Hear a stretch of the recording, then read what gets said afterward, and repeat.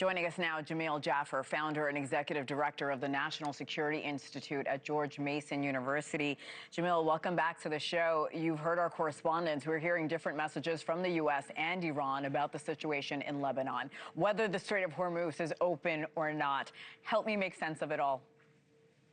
Well, Hena, I think the challenge here is that when you have a contract or an agreement, typically you need a meeting of the minds between the parties. And what's clear here is that there was not a meeting of the minds between the U.S., the President Trump in particular, and the Iranian supreme leader and the people around him, the National Security Council.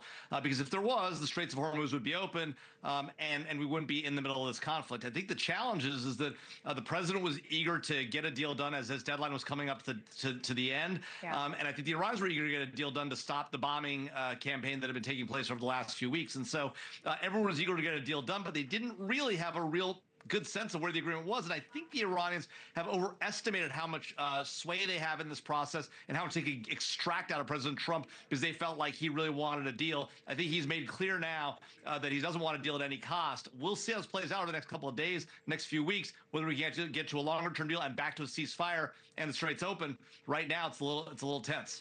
President Trump said that Iran would no longer enrich uranium and that the U.S. will work with Iran to extract Iran's enriched uranium stockpiles. Here's a little bit about what Vice President Vance said just a little while ago about this very thing. What the president has said is that we don't want Iran to have the capacity to build a nuclear weapon. The president's also said that we don't want Iran enriching towards a nuclear weapon, and we want Iran to give up the nuclear fuel. Those are going to be our demands during the negotiation. And again, we're going to see what the Iranians are willing to give up.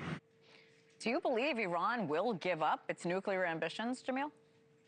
Well, it's hard to believe, and the Iranians, went back and forth with President Obama. Ultimately, President Obama allowed them to enrich uranium domestically. That was something that the U.S. had never done previously. President Trump has made clear he doesn't want them to enrich at all at home. You already saw, though, Vice President Vance there saying, well, enrich to a nuclear weapon. What does that mean? Does that mean they can enrich a small amount domestically? That's essentially what President Obama agreed to in the nuclear deal that President Trump got rid of, I think rightly so. And so unless we're going to stand by our original position, the Trump position, which is to say no domestic enrichment, that's going to be a very tough point for the Iranians to accept, but one that I think the U.S. should insist on. And that's the real question here in play. But it goes along with other things. The U.S. has made clear we want the Iranians to give up their support of terrorist groups like Hezbollah, Palestinian Islamic Jihad, and Hamas. And you've got Iran on the other side saying, no, that we've agreed to stop the conflict against all these terrorist groups, what they call the axis of resistance. Well, that's not going to work for the United States, certainly not going to work for Israel. There may not be a deal to be had here because the two sides seem very far apart, and it's not clear what all these words mean. The president says one thing, J.D. Vance says another, the Iranians say the opposite. Who knows what the actual deal is that might actually get done? As these peace talks in Pakistan inch closer and closer in Islamabad, it has been reported the last few weeks that Iranians prefer engaging with Vice President Vance over President Trump. What does that say to you? And what will Vice President Vance bring to the talks in Pakistan in a few days? Well, look, that's obviously concerning because Vice President Vance has been clear that he opposes this conflict. He's essentially said so. Now, he hasn't said it publicly because President Trump has, sort of made sure he stays in line. Sure. But he's sort of telegraphed that at various points. We've seen internally within the administration that old signal chat about Yemen. He's obviously very skeptical of the use of American force overseas. That contrasts with people like Secretary Rubio, National Security Advisor Rubio, who plays multiple roles in the administration. And, of course, at some level, Secretary Hedgeseth, who's been leaned forward on the use of American force overseas.